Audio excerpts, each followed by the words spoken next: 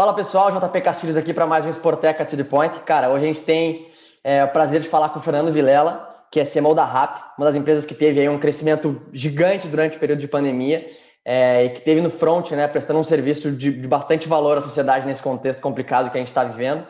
E, cara, Fernando, seja muito bem-vindo, é um prazer enorme falar contigo aqui. Venho acompanhando o trabalho da Rappi nos últimos tempos e o teu também, e, cara, realmente fora da curva, assim, muito legal mesmo. Então, seja muito bem-vindo.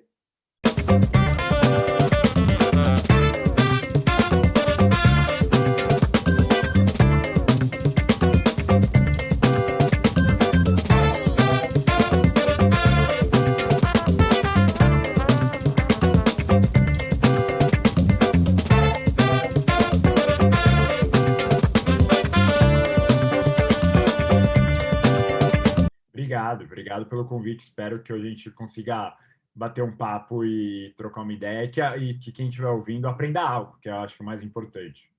Perfeito. E, cara, antes que me perguntem, né, o que a Rappi tem a ver com esporte, e, cara, tudo, né, porque a gente vai entender aqui o trabalho do Fernando e da Rappi numa perspectiva de dados, de Big Data, de super app, tecnologia e principalmente como a Rappi constrói, né, o modelo de negócio, produto, serviço baseado nas necessidades dos usuários.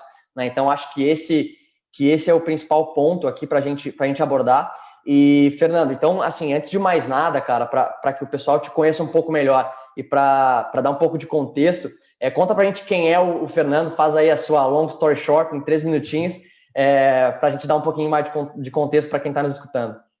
Tá bom, perfeito. Bom, eu sou formado em economia, trabalhei um pouco no mercado financeiro e depois fui para a Ambev, onde eu fui estagiário, treinei, segui a trilha de vendas lá, mas em específico eu olhava preço de cerveja, basicamente. Eu fiquei grande parte do tempo da Ambev olhando preço de cerveja, então eu era o filho da mãe que falava, a Stella vai aumentar o preço.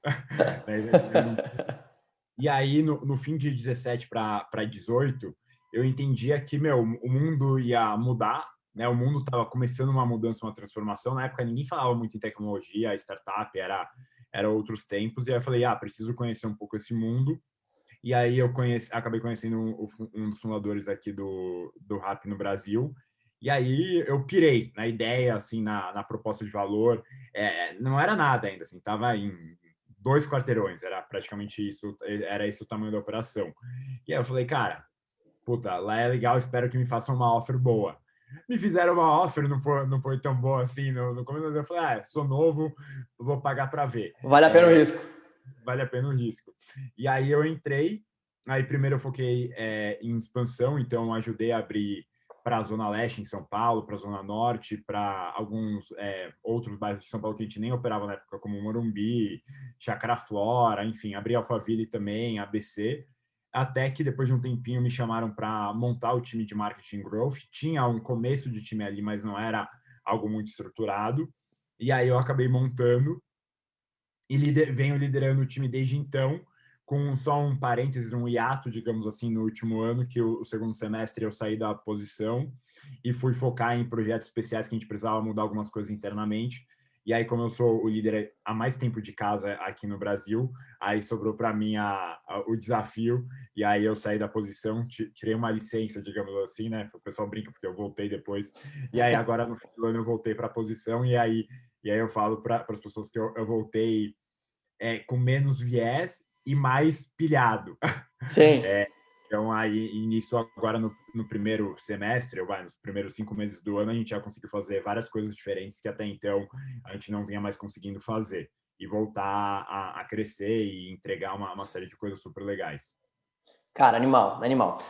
Velho, aí veio o contexto de pandemia, né? Deu uma acelerada absurda. Não sei exatamente quais foram os números, mas eu li aí cifras de 300%, algo assim, se não me engano, em várias verticais que vocês denominam, né? Surgiram novas verticais. Cara, nesse contexto, né, que a Rappi estava inserida. Como foi, cara, esse período para vocês? Vocês estavam preparados para isso? Como foi esse caos aí para acompanhar esse crescimento? Assim, preparado, você nunca tá, né, JP? Se eu pegar aqui e falar, não, a gente tá super preparado, beleza, pode estar preparado, mas é algo que é tão desconhecido que muda o tempo todo, né? Então, você tá sempre tem previsão, né, de futuro, e nem futuro um ano, né? Futuro semana seguinte. Então, o que acabou acontecendo lá atrás é que, como a gente tem alguns investidores que são investidores globais, a gente se conectou com algumas empresas da Ásia que explicaram para a gente um pouco como que era a dinâmica e o que estava acontecendo e qual era o impacto. E com isso, De a gente pandemia, pandemia. Porque aqui chegou com um certo delay, né, em relação à Ásia. claro. Na Ásia estoura em fevereiro, aqui vai estourar mesmo fim de março, abril, né, mais ou menos isso, se não me engano. Sim. Então, preparar, a gente contratou mais shopper, a gente contratou mais gente do atendimento, a gente começou a ter entregador de carro para fazer compra grande, algo que a gente tinha um pouco, mas não era o core, e hoje a gente tem vários entregadores de carro. A gente começou a desenhar todo o plano operacional, porque, como você bem mencionou, o que acabou acontecendo foi que o supermercado cresceu muito, e cresceu muito o tamanho da vertical, digamos assim, e mais do que isso, o tipo de compra. Então, saiu da compra pequenininha a compra, esqueci tal coisa, faltou tal coisa, e passou a ser compra do mês. Sim. E aí, até o que eu brinco assim, né? Se você parar e olhar hoje, meu, você pensar que tem gente que saía de casa para comprar água, sabe? Para comprar sabão em pó, umas coisas muito pesadas que, assim, é uma commodity no fim do dia. Você não vai escolher, você já sabe o que você vai comprar. Não é que você quer ir lá na gôndola passear, fazer a seleção e tudo mais. E quase que uma cesta básica, assim, digamos, né? Então, o pessoal começou a pedir muito isso e aí a gente teve que mudar todo o nosso fluxo operacional para suportar isso. Mas aqui, o mais importante, né, entrando um pouco nesse negócio de tendências e tudo mais, de entender o usuário, a gente foi lá e entendeu a Ásia, o que estava acontecendo. A gente preparou a operação. Primeira semana, quando começou o pessoal ir para home office e tudo mais, algo que tanto na Ásia quanto na Europa falavam para a gente que ia acontecer era que restaurantes ia ter uma queda gigantesca. E a gente, então, pegou e falou, cara, tá bom, vamos preparar supermercado e farmácia, e restaurantes vai ter uma queda, então não precisa olhar. Só que o mercado brasileiro é um pouco diferente. O que acabou acontecendo foi, primeiro fim de semana de galera em home office, restaurante explodiu. E a gente não estava tão preparado assim para essa explosão. A gente estava com muito mais o desenho, métricas, war room e tudo mais focado em groceries, né, em supermercado e farmácia, e não tanto focado em restaurantes. Então a gente falou, nossa, aqui, beleza, tem uma dinâmica do consumidor diferente, então eu preciso adicionar restaurantes para dentro desse controle mais intenso, mais ostensivo, digamos assim, para garantir que não colapse. Porque no fim do dia, assim, o asiático e o europeu, eles não têm uma maturidade de delivery de restaurante que o brasileiro tem.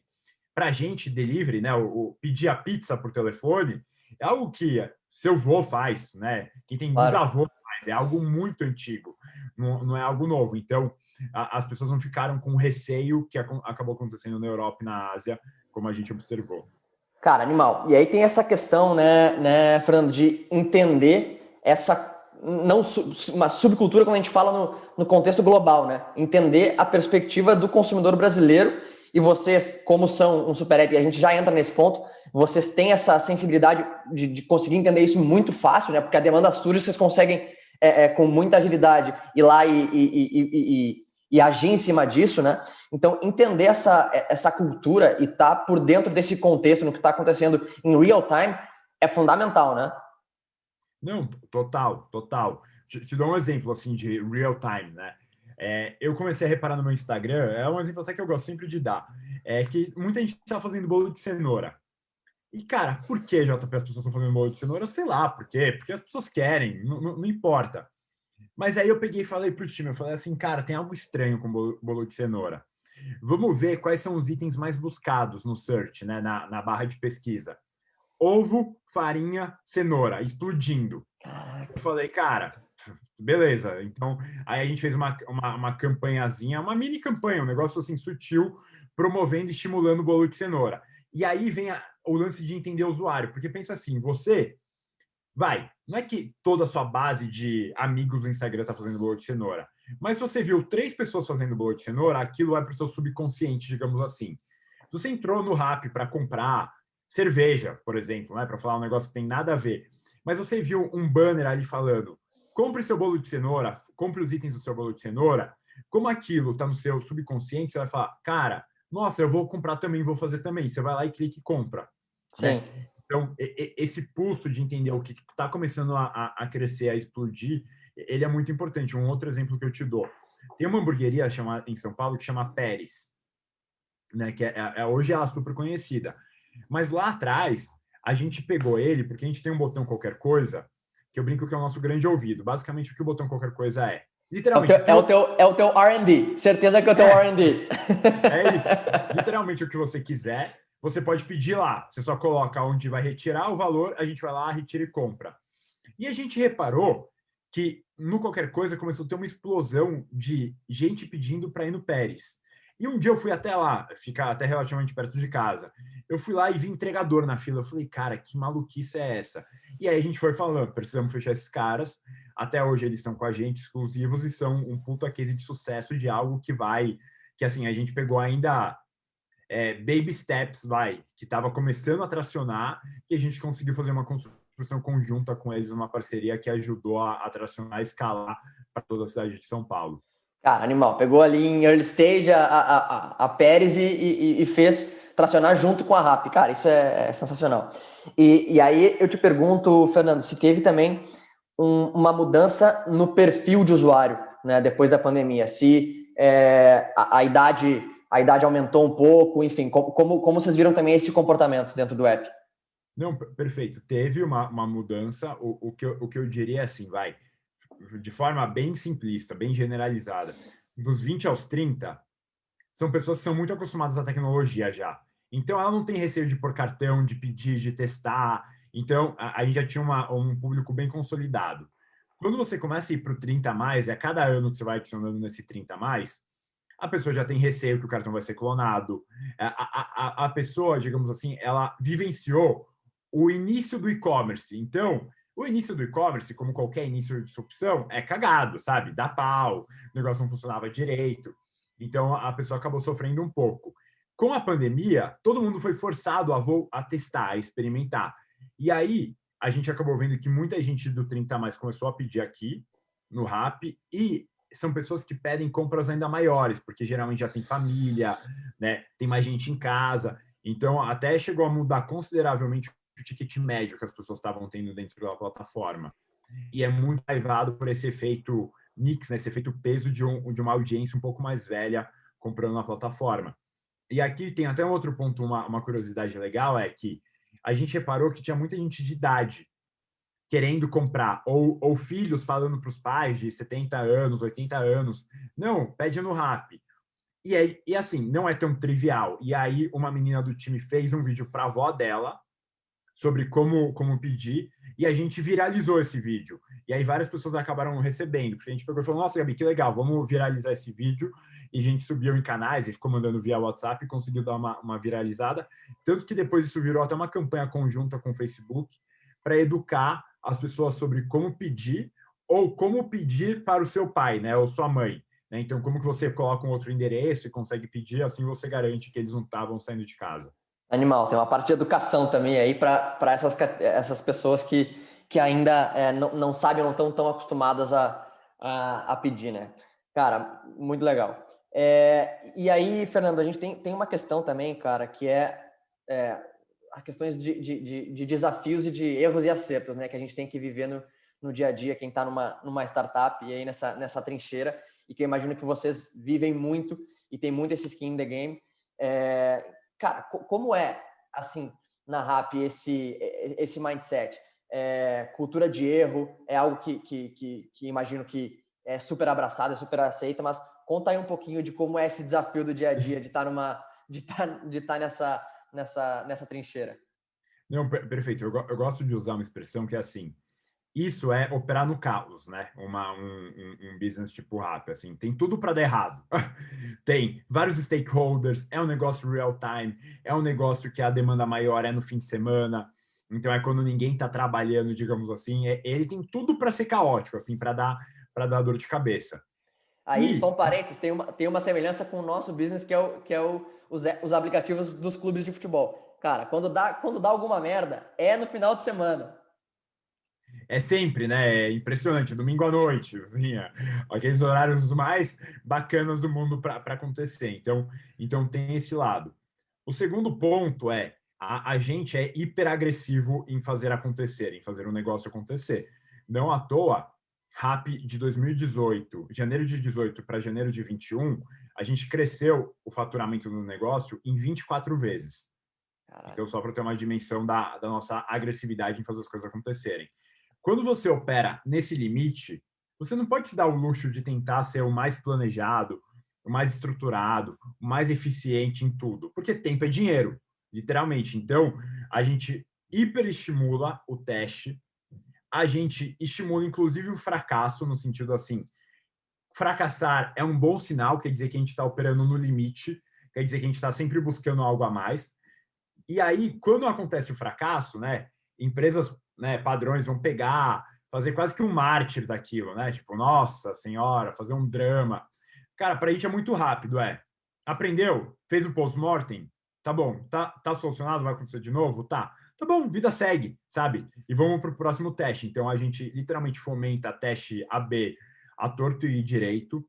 Cara, a gente erra muito, erros assim, básicos, como erros também que você fala assim, meu Deus do céu, tipo, erros que dão prejuízos, mas faz parte de estar no jogo e estar num jogo que é sobre velocidade. Acho que assim, a grande diferença do mundo hoje, na minha humilde visão para o mundo lá atrás, é que lá atrás, hoje o mundo, a cada ano que passa, o computador ele é mais rápido, né? O microprocessador, ele é cada vez mais veloz.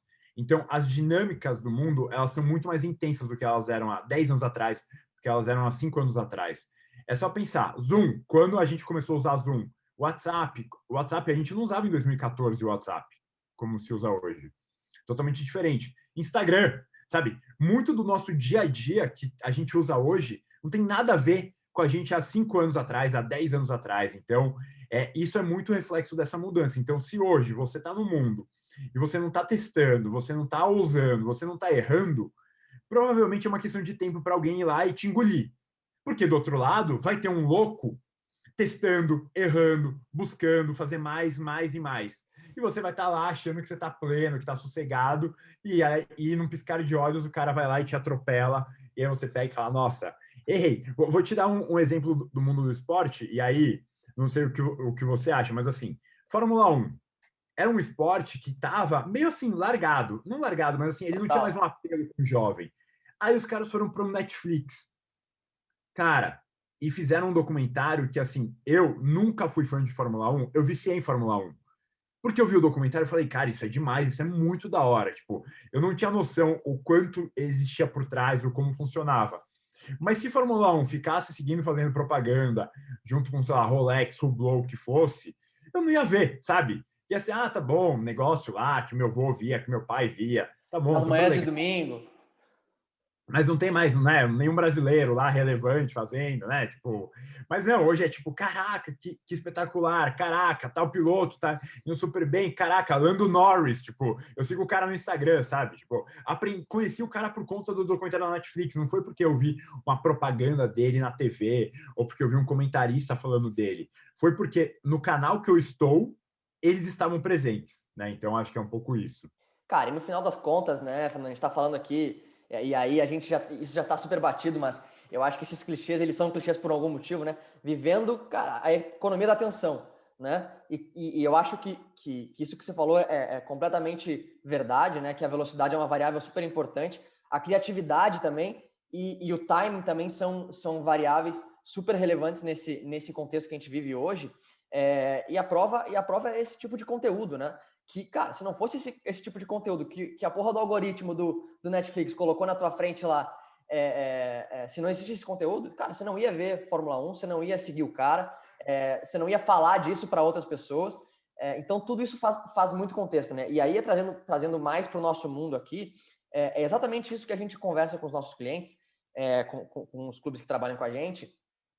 Cara, a gente tem que, de alguma forma, trazer o backstage, o que está acontecendo no dia a dia do clube, porque a gente tem que fazer o fã, né, o usuário do clube, ele se sentir parte daquilo cada vez mais. E aí, quando a gente está quando a gente está num ambiente de um super app, e aí eu já quero entender como você entende essa tecnologia, mas quando a gente traz tudo isso para um ambiente do clube, do super app, onde o torcedor está conectado 24/7 aqui, e num ambiente de paixão, né, a gente está, não é o desenvolvedor do app que está conversando com o torcedor, é o clube. Então, por exemplo, marcas que estão ali nesse ambiente de paixão do clube tem um potencial de converter alguma ação, uma ativação muito maior do que um Facebook Ads, algo nesse sentido, né? Então, isso a gente sempre tenta trazer também para o nosso dia a dia, porque, cara, contextualizar, fazer isso de forma criativa, fazer com que o fã, o usuário, ele participe do dia a dia, gerar essa troca, essa conversa, é muito menos sobre interromper e muito mais sobre a gente gerar essa troca, né? Não, total, exatamente isso, é perfeito. E o que eu acho que, assim, a grande diferença né, viajando um pouco agora, eu acho assim, o mundo, ele é cada vez mais descentralizado, né? É só você ver, a gente está fazendo uma reunião aqui, você está num canto do mundo, eu estou em outro canto do mundo, assim. Isso há 30 anos atrás era impossível. E o mundo caminha para uma descentralização ainda maior. É só você ver criptomoeda, né? Você pegar NFT. e falar que já NFT, que já existem tecnologias que não dependem de um poder regulatório central, de um governo. Tipo, isso é muito louco, assim, é uma nova fase. E por que isso acontece? Porque cada vez mais a população, as pessoas, elas não querem estarem conectadas por um negócio distante, longe. Elas querem estar presentes, elas querem entender. Isso que você falou dos bastidores é isso. A pessoa não quer só sentar domingo e ver o jogo de futebol. Ela quer entender como que funciona o vestiário, ela quer entender do treino, ela quer entender qual resenha que rola, ela quer entender quem que é o jogador que faz a piada ou não faz a piada, ela quer entender com profundidade o dia a dia, ela quer se sentir parte daquilo. E os avanços de tecnologia possibilitam isso cada vez mais. Então, para mim é muito nítido assim, quem for avançar nesse terreno vai bombar, porque vai ter uma base de fãs super engajados, que aí gera um ciclo vicioso, né? O cara é super engajado, então ele fala mais, ele promove mais. Te Para dá o mais dados. patrocinador, te dá mais dado. Para o patrocinador, ele acaba interagindo mais com o patrocinador, ele acaba defendendo mais tudo aquilo que está relacionado àquilo que ele ama. Então, você gera um ciclo vicioso, um ciclo virtuoso super positivo. Quem não tiver, tá morto, entendeu? Assim, vai fazer o quê? Tanto que, assim, para dar uma analogia, o clubezinho lá do interior, da cidade pequenininha, ele tem uma galera de fãs que adora aquilo ali, que ama de paixão, que se a padaria do João, né, fechar o patrocínio, ele só vai na padaria do João. Só que isso, até então, não era escalável, porque você não tinha ferramentas para escalar. Agora, não tem desculpa. Isso virou escalável, sabe? Tipo, isso mudou. Então, não é que o ser humano mudou. Não. É que na escala a gente não tinha tecnologia para atender às vontades do ser humano e agora a gente passa a ter tecnologia para atender essas vontades. Então tem que se adaptar. Num nível cada vez mais e mais personalizado, né? Se a gente vai com uma solução pastorizada com esse cara, a gente está ferrado. E aí, Fernando, entrando um pouco na questão de super app, né? Eu imagino que deva ser, no começo principalmente, deve ter sido um desafio comunicar o que é um super app, né? Cara, quais foram os desafios nesse tipo de comunicação? A gente passou muito por isso. Imagino que vocês devam ter passado também algum perrengue aí para comunicar o que é o super app e o que vocês entendem por esse conceito. Não, ótima pergunta. Ainda é. Ainda é difícil pra caraca comunicar.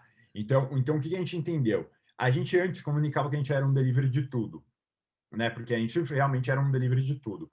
Só que aí, quando a gente começou a interagir com o usuário, a gente passou a entender, assim, a gente sempre foi interagindo, né? Mas a gente acabou vendo a maturidade do usuário. A gente viu que o usuário queria cada vez mais. Então, ele passou a querer, sei lá, ter serviço de massagem, ele passou a querer ter passeio de cachorro. Cada momento o usuário acabou querendo ter algo. Então, a gente falou, cara, esquece delivery de tudo e vamos ser um super app. O que garante você ser um super app? É ter frequência, né?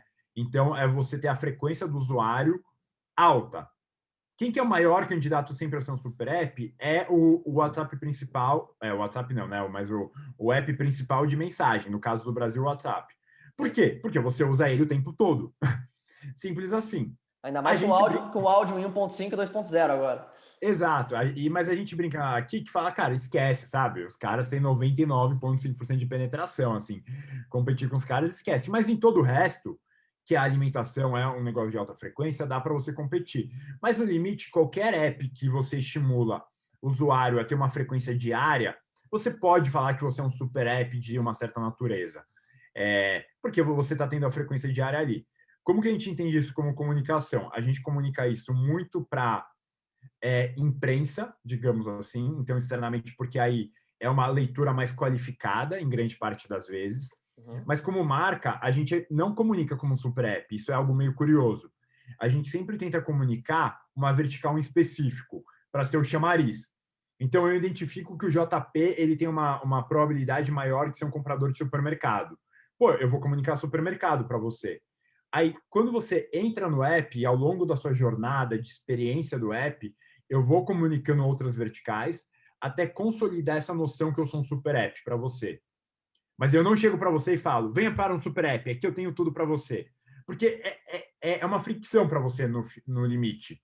Agora, se eu pegar e falar assim, cansado de fazer as compras de supermercado, faça suas compras pelo Rappi, você vai falar, nossa, legal. Então aqui eu faço compra de mercado online. Check.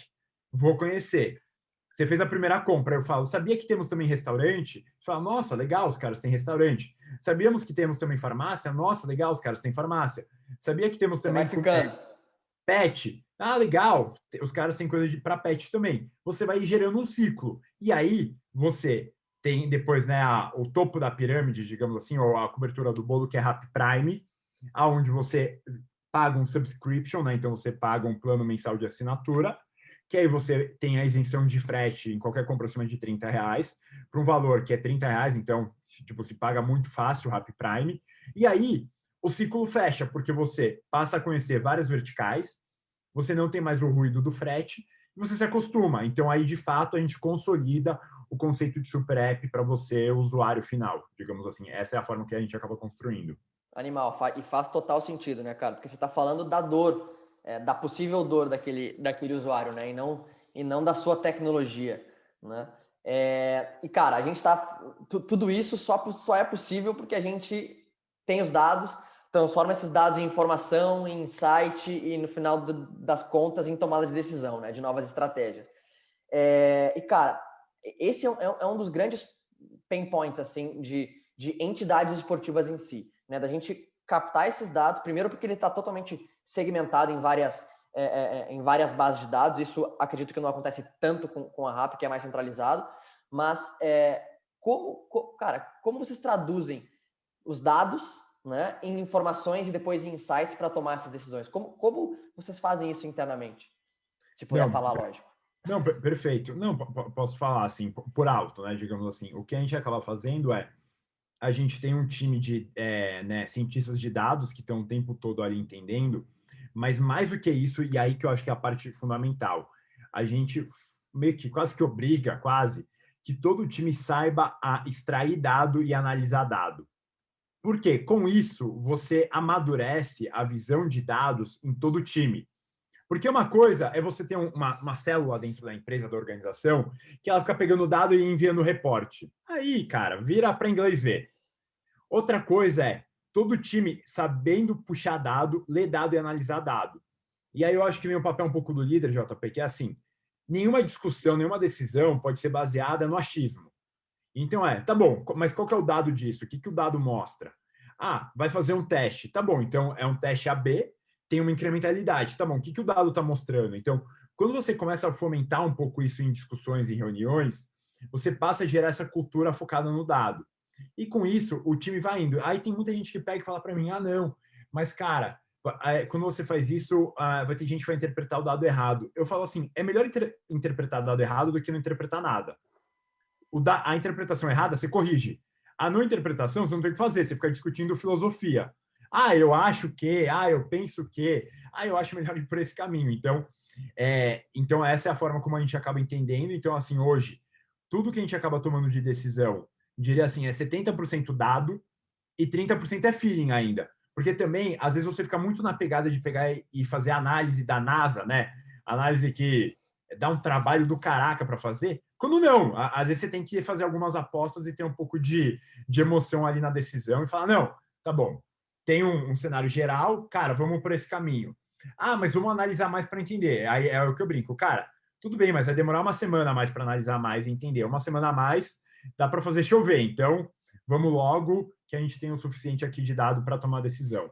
Cara, é sensacional, né? Porque a gente acaba construindo produtos, serviços, campanhas, criativos, tipos de comunicação baseado no que aquele usuário está falando, né? E aí a assertividade disso e a aceitação daquilo, dessa comunicação, é extremamente superior a algo que foi baseado no achismo, né? Então, cara, Não, realmente tem muito valor. tem muito valor. Meu, outra coisa assim que às vezes eu vejo o pessoal discutindo, o dado tá errado. Pelo amor de Deus, isso não pode ficar, não ser uma discussão, sabe? O dado tá errado, assim, tipo, acredita, paga para ver se tá errado ou não. Se der errado, é que provavelmente o dado estava errado mesmo. Se deu certo, é que não estava. Se não, fica aquela discussão, não, mas meu número diz tal coisa, não, meu número diz tal outra coisa. Um outro exemplo que eu te dou que eu acho que é legal é assim, tem coisas que são difíceis de mensurar. E aí, às vezes a gente perde muito tempo, né, tentando criar algum modelo para mensurar aquilo. Então, exemplo, a gente investe em televisão. Como que eu mensuro o retorno de TV? A gente criou um modelinho que a gente pega e fala assim, tá bom, no horário que ali eu estou tendo a inserção, como que está a minha busca pelos termos RAP no Google, por exemplo? Como que está a minha busca pelo termo RAP na Apple Store e na Play Store? Como que está a minha abertura do app? Como que está a minha taxa de downloads? Se eu tiver um aumento, eu falo, cara, isso foi TV. Eu não crio um modelo de falar assim, não, eu tenho uma audiência de tanto, então aqui quer dizer que eu só vou considerar se esse usuário foi de 40 a mais, porque eu passei no Discovery Home and Health. Sabe? Você começa a criar tanta trava, que não sai nada. Então, às vezes é melhor você simplificar um pouco e focar naquilo que dá para fazer, naquilo que dá para mensurar. Cara, animal. Cara, mudando um pouco assim, 180 graus nossa conversa e agora indo um pouquinho também para o nosso final, uma curiosidade assim. Eu acho que eu sei alguns dos cases, mas conta para o nosso pessoal que está escutando assim. A gente tem o botão qualquer coisa ali na RAP, né? E eu queria entender qual foi o case mais curioso, assim, qual foi a coisa mais maluca que já pediram dentro do qualquer coisa ali e que eventualmente virou uma vertical ou que não virou? Não, tá, assim, eu diria, assim, o que virou uma vertical e é um pouco diferente são itens de sex shop, né? Então, vibrador, algema, né, pênis de chocolate, enfim, coelhinho que você controla por controle remoto, pelo celular, umas coisas muito doidas, e acabou virando uma vertical. E óbvio, praticamente tudo virou uma vertical vindo do qualquer coisa. A gente não começou a tinha qualquer coisa e o botão pequenas compras de supermercado, lá quando a gente começou a operação na Colômbia. Todo o resto que você vê no app meio que saiu do qualquer coisa. Mas o pedido mais curioso que eu já vi, eu conheci o cara que pediu, foi um cara que foi fazer um exame de endoscopia, e aí, exame de endoscopia é obrigatório ter acompanhante. E Caraca. ele não tinha namorada, enfim, não queria ocupar nenhum amigo e não queria ocupar a mãe dele. Então ele pediu para o entregador ir acompanhar ele. Então Mentira. imagina a cena, você chegando no laboratório, com o entregador te acompanhando, como seu acompanhante ali para assinando os termos. Ele fez o exame, a hora que ele acordou, ele olhou para o entregador e falou: tá tudo bem? O entregador tá? Tudo tranquilo, não sei o quê. E liberou o entregador e falou: então obrigado, pode encerrar o pedido. Então, assim, Caraca, velho. olha a bizarrice. Essa é uma muito boa. Uma segunda muito boa que viralizou bem assim nas redes sociais, na época que podia sair, né, e ter aniversário, uma pessoa tinha aniversário de um amigo, ela não podia ir. Só que ao invés dela pegar e mandar uma mensagem, um negócio meio frio, ela pediu para o entregador ir até o aniversário do amigo, dar parabéns pessoalmente para o amigo e bater uma selfie para comprovar que ele tinha feito. E aí a selfie, o Fantástico. áudio viralizou. Então, é o que eu brinco, assim, o usuário é muito criativo, assim, eles acabam fazendo várias coisas. Tipo, muita gente usa para fila, para ficar em fila de restaurante, fila de maratona, quando estava tendo maratona, muita gente usa para retirar o kit da maratona, que as filas são O gigantescas. brasileiro é foda, né? O brasileiro hackeia qualquer coisa, velho. Cara, Só não vale mandar o cara correr por ti, né? não, é isso, assim, muita gente usa para trocar roupa, o tamanho ficou pequeno, ou ficou grande, ou a cor não gosta, vai lá e troca. Assim, é uma série de coisas que as pessoas acabam usando, que assim, é como você falou, o brasileiro é criativo pra caraca e acaba inovando, assim. Cada hora que você dá uma fuçada, digamos assim, você encontra umas coisas que você fala, cara, não acredito, não é possível. Cara, animal, muito legal. E aí, Fernando, entrando no nossa reta final aqui, rap e futebol, rap e esportes. Eu sei que já existiram algumas ações, acho que teve uma ação, se não me engano, na Copa São Paulo em algum ano, alguns anos atrás aí. Vocês tão próximo do esporte de alguma forma, vocês vislumbram entrar de alguma forma no esporte, tiveram com o Fluminense, se não me engano, também em algum momento. Como é essa relação? Não, perfeito. Então, a gente já fez com o Fluminense um patrocínio bem tradicional, digamos assim, né, de camisa. A gente fez a entrega da bola da final da Copinha, que foi uma ação de viralidade, foi uma guerrilha, né? Então, que acabou reverberando e repercutindo super bem. A gente já fez em outros países patrocínio de placa, algo bem trivial também. E a gente já teve o botão goleiro, né? Então a gente já liberou ali, que eu diria que é o negócio mais legal assim, que a gente já fez no esporte, que é, nunca ninguém quer ser goleiro, né? E aí veio um insight, a gente lançou um botão goleiro que você pediu um entregador para ser goleiro. E Caraca. quem que foi o goleiro embaixador dessa ação foi o Marcos, que era goleiro da seleção. Então acabou sendo uma ação bem legal, rodou só São Paulo. Hoje a gente não tem nada mais atrelado diretamente a esporte, porque a gente está num foco num público bastante focado num nicho específico. Então a gente está buscando construir mais um lado com música. A gente acabou de lançar uma campanha que tem uma música do Bryan Adams, então a gente está um pouco mais focado nessa campanha maior, e aí a gente está um pouco de lado. Mas algo que a gente anda estudando bastante assim na questão de esporte é esportes. Eu acho que isso é um mercado assim que tem muito Total. potencial para crescer, conversa muito bem para delivery, né? Porque no limite o cara tá ali o tempo todo vendo algo atrás do computador, então ele acaba fazendo. E eu acho que é um mercado que só vai acelerar cada vez mais, então a gente vem estudando bem. A gente já fez umas iniciativas soltas, mas é aquilo, assim, no rap a gente nunca sabe o dia de amanhã, então hoje não tem, mas pode ser que amanhã acabe tendo algo e a gente vai melhorando e fazendo acontecer o tempo todo. Show de bola. Cara, para finalizar, assim, próximos passos, o que vocês estão aprontando por aí? Eu vi que tem umas questões de tipo dark kitchens para lojas.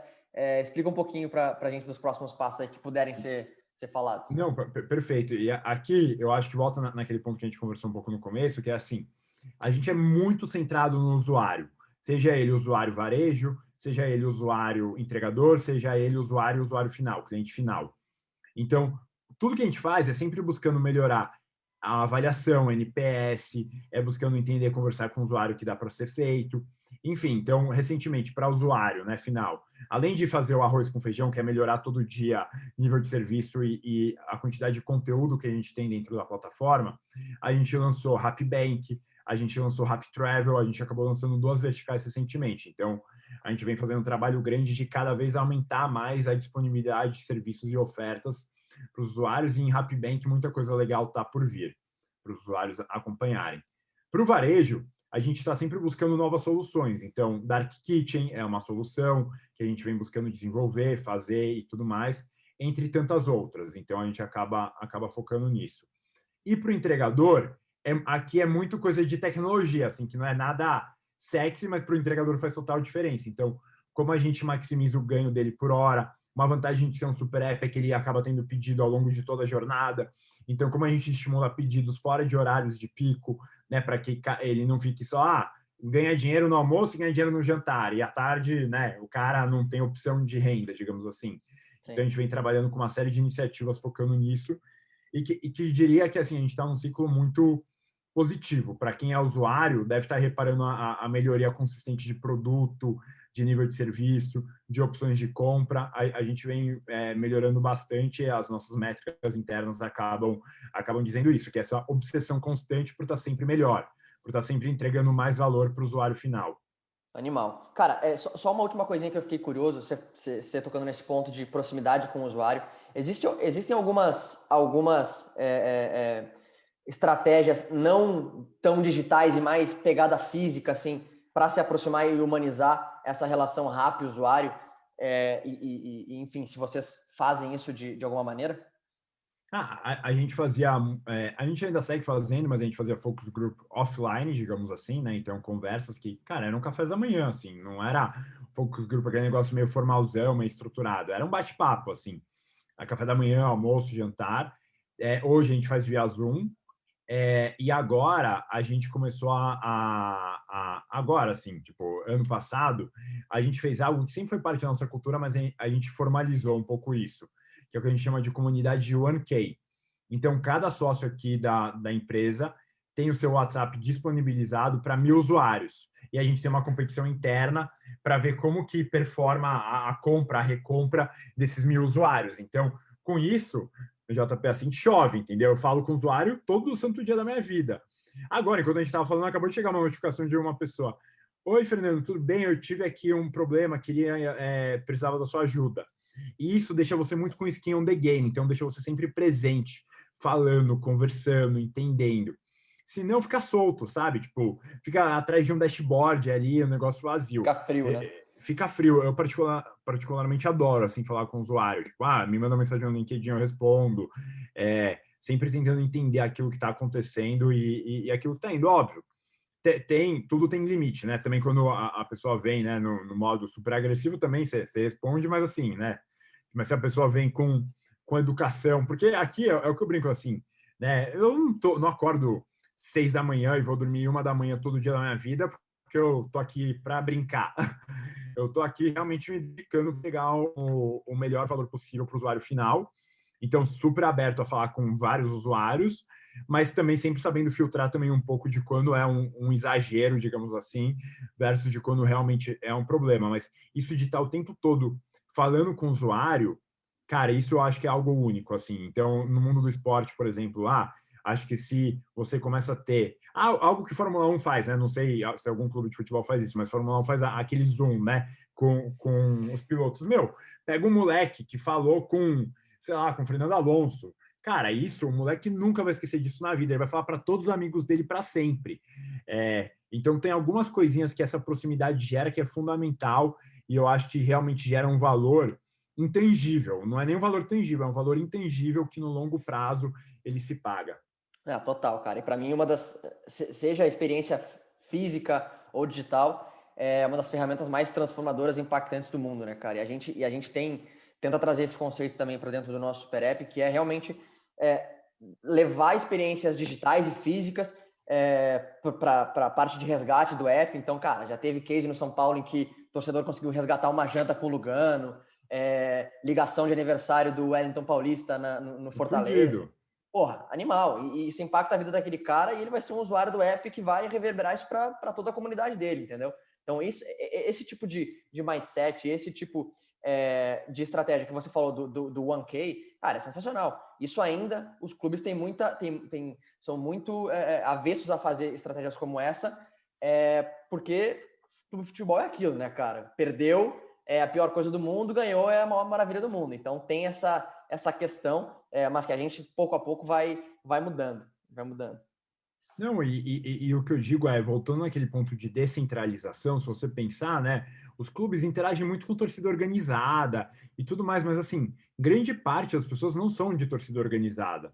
E lá o menino lá, ou enfim, o jovem, ou a menina lá de 15 anos que adora, por exemplo, o São Paulo, para, né, você deu o exemplo do Lugano, que adora o São Paulo, para ela, assim, o sonho dela, às vezes, seria receber um vídeo de um jogador falando para ela, nossa, fiquei muito feliz lá, Marcela, que você adora acompanhar o São Paulo. Tipo, isso é um negócio banal que transforma a vida da pessoa. E às vezes a gente fica tanto nessa bolha, no aquário, né, que não vê que tem água em volta, que a gente não pensa em coisas que são banais de fazer, mas que mudam totalmente o valor que você gera, né? O valor agregado à percepção de valor. Total, total. E tá conectado com a cultura, né, cara? Tá conectado com o seu torcedor, com o que ele precisa, com o que ele espera, com o seu usuário, né? Mania de falar torcedor aqui por causa do nosso case, mas... bom, Fernando, agradeço demais o teu tempo, cara. Acho que passei um pouquinho do timing aqui, mas, pô, valeu, foi uma aula aqui pra gente. É muito legal a gente poder trazer essa perspectiva de uma empresa de tecnologia que, cara, vem fazendo um trabalho sensacional, tem tem muito do que a gente gostaria que a indústria do esporte tivesse, né? Então, espero que essa mensagem que a gente está trazendo, ela vá para vários executivos, vários clubes, várias entidades esportivas, e que a gente possa, aos pouquinhos, ir mudando isso. Obrigadão mesmo. Imagina, obrigado você pelo convite. Espero ter contribuído com alguma coisa. Show de bola. Valeu, gente. Até a próxima.